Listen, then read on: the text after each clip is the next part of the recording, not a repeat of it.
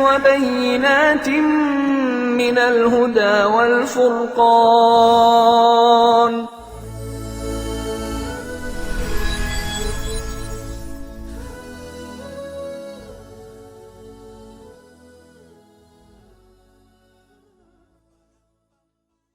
نحمدہ ونصلی علی رسولہ الکریم اما بعد.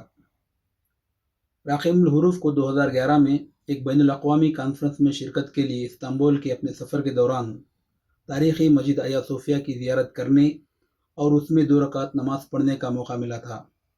آیا صوفیہ جو اس وقت ایک میوزیم کی شکل میں تھی، ایک طرف سیاحوں کے ہجوم اور دوسری طرف سیکولر انتظامیہ کے خوف سے کوئی اس مسجد کے مرکزی اور پرہیبت حال میں نماز پڑھنے کی کوشش کم ہی کر پاتا تھا.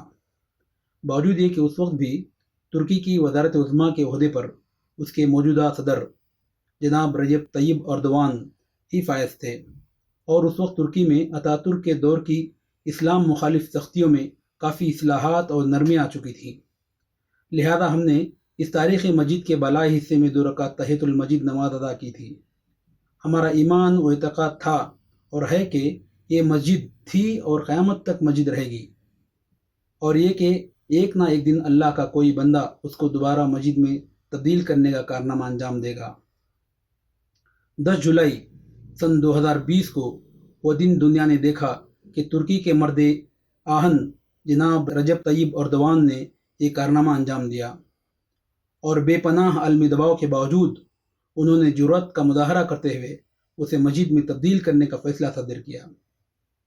حسب توقع مغربی ممالک ترک حکومت کے اس فیصلے سے ناخوش ہیں اور اسے سخت تنقید کا نشانہ بنا رہے ہیں، مگر تعجب تو اس بات پر ہے کہ ان کی حامی بھرنے میں ہمارے بعض مسلم ممالک، تنظیمیں اور افراد بھی کچھ پیچھے نہیں ہیں.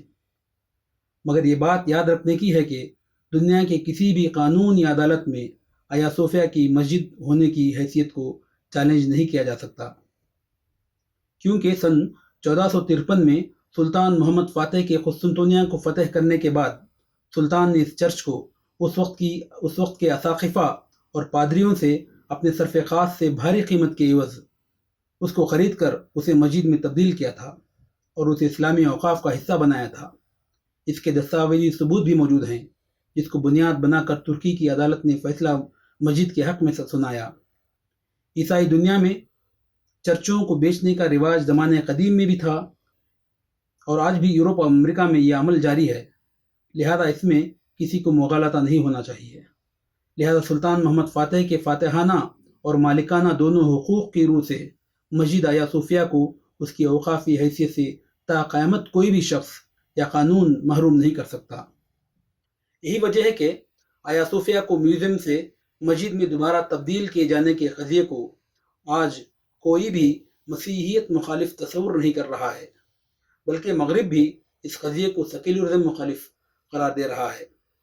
کسی ملک کے سیکولر ہونے کا مطلب یہ ہے کہ اس کا کوئی سرکاری مذہب نہیں ہے، لہذا وہ نہ کسی خاص مذہب کی مخالفت کرتا ہے اور نہ حمایت. مگر ترکی میں مصطفیٰ کمال اتاتürk نے جس سیکولرزم کی داغ بیل ڈالی، اس میں سرکار کا کوئی مذہب تو نہ تھا، مگر اس نے ترکی میں اسلام اور اسلامی تہذیب و ثقافت، جس نے بوریا نشین ترکوں کو صحرا اور بیابان سے اٹھا کر دنیا کی سیادت و امامت عطا کر دی تھی، اس کی دھجیاں بکھیر کر رکھ دیں، جس کی تفصیل کا یہ موقع نہیں ہے.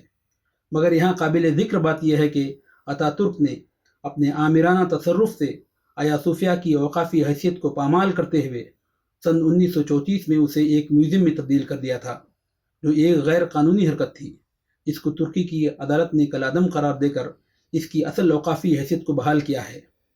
غرض مغرب جو ترکی میں اسلام اور مسلمانوں کے خلاف سیکولرزم کے نام پر تقریباً 1 صدی تک روا رکھے گئے ظلم و بربریت پر چپی سادھے ہوئے تھا، اور وہاں آیا صوفیہ کی شکل میں سیکولرزم کا خود تراشیدہ بت نصب کر رکھا تھا، اس بت شکنی پر اس کا تلملا اٹھنا تو سمجھ میں آتا ہے، مگر اس پر ہمارے ایک خاص حلقے کی بوکھلاہٹ تعجب خیز بات معلوم ہوتی ہے.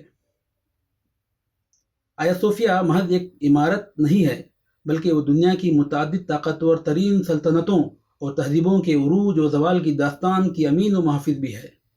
شہر استنبول یعنی قسطنطنیہ جہاں آیا صوفیہ واقع ہے، اسے قسطنطین اعظم نے چوتھی صدی عیسوی میں آباد کر کے آیا صوفیہ کو تعمیر کیا تھا۔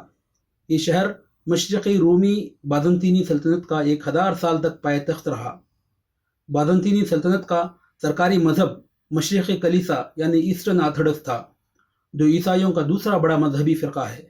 لہذا آیا صوفیہ کو اس عیسائی فرقے کی مقدس ترین عبادت گاہ کا رتبہ حاصل ہو گیا۔ سن 2004 میں چوتھی صلیبی جنگ کے دوران مغربی یورپی ممالک نے شہر قسطنطنیہ کو تاخت تاراج کر کے وقتی طور پر بازنطینی سلطنت کا خاتمہ کر دیا اور آیا صوفیہ کو مشرقی کلیسا کے بجائے رومن کیتھولک چرچ کے ماتحت کر دیا۔ مگر 1261 میں بازنطینیوں نے دوبارہ صلیبیوں پر غلبہ حاصل کر کے وہاں اپنی حکومت قائم کر لی اور آیا صوفیہ کی سابقہ حیثیت کو بحال کر دیا۔ اس کی یہ حیثیت 15ویں صدی تک جاری رہی۔ سن 1453 میں سلطان محمد فاتح نے حدیث نبوی صلی اللہ علیہ وسلم کی پیشین گوئی کے مطابق قسطنطنیہ کو فتح کر کے اس شہر کو اپنا پائتخت بنایا اور آیا صوفیہ کو اپنے صرف خاص سے خرید کر اسے اسلامی اوقاف میں شامل کر دیا۔ اس طرح بازنطینی سلطنت کا 1000 سالہ دور اقتدار سلطنت عثمانیہ کے ہاتھوں اختتام پذیر ہوا۔ مورخین نے لکھا ہے کہ بازنطینی سلطنت کی عظمت و سطوت کا اصل خاتمہ عثمانیوں کے ہاتھوں نہیں بلکہ خود صلیبیوں کے ہاتھوں ہو چکا تھا۔ قسطنطنیہ کو فتح کرنے کے بعد عثمانی سلطنت کو جو عروج اور وسعت حاصل ہوئی وہ بازنطینی سلطنت کی عہد عروج کی وسعت و عظمت سے کئی معنوں میں فائق تھی، اور اسے بھی رومی اور بازنطینی سلطنت کی طرح 3 بر اعظموں پر حکمرانی نصیب ہوئی۔ اس طرح شہر استنبول یعنی قسطنطنیہ کو تقریباً 1500 سال سے زائد عرصے تک دنیا کی عظیم ترین حکومتوں کے دارالخلافہ ہونے کا شرف حاصل رہا، اور آیا صوفیہ کو اس دوران مذہبی طور پر مرکزی حیثیت حاصل رہی۔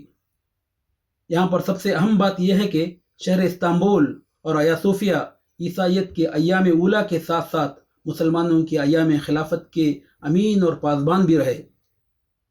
استنبول کی اسی اہمیت کی وجہ سے نبی کریم صلی اللہ علیہ وسلم نے اس شہر کو مسلمانوں کے ذریعے 2 مرتبہ فتح کیے جانے کی خوشخبری دی۔ پہلی فتح وہ تھی جس کو سلطان محمد فاتح نے سن 1453 میں انجام دیا تھا۔ لہذا احادیث میں قسطنطنیہ کو فتح کرنے والے لشکر اور اس کے امیر کے لیے بشارتیں وارد ہوئی ہیں۔ یہ حدیث مسند احمد اور مستدرک حاکم میں وارد ہوئی ہے۔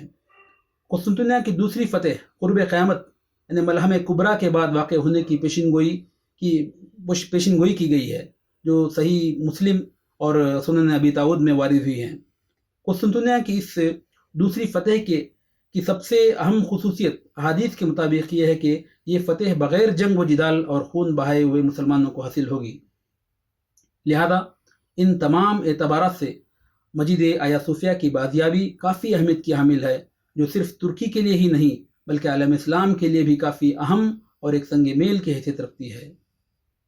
وآخر دعوانا ان الحمد للہ رب العالمین۔